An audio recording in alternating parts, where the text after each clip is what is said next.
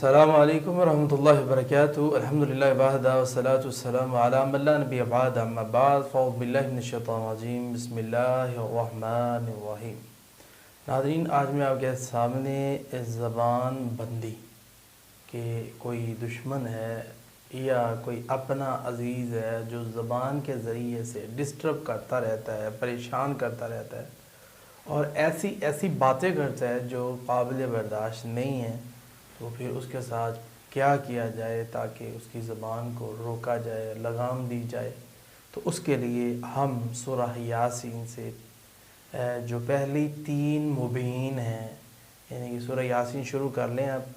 مبین آئے گا لفظ آخر پہ، آیت کے آخر پہ، پھر آگے جا کے پھر مبین آئے گا، یعنی 3 مبینیں پہلی جو ہیں،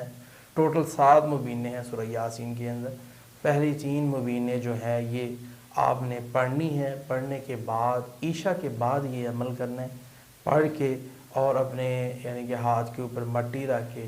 اس کے اوپر یعنی کہ پھونک مارنی ہے، اور پڑھتے وقت اس عورت کا یا اس مرد کا نقشہ ذہن میں رکھے اس کا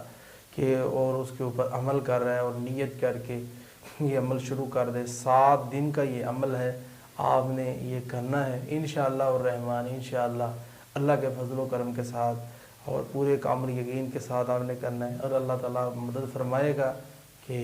اس کی جو زبان ہے وہ رک جائے گی، اور اللہ آپ کو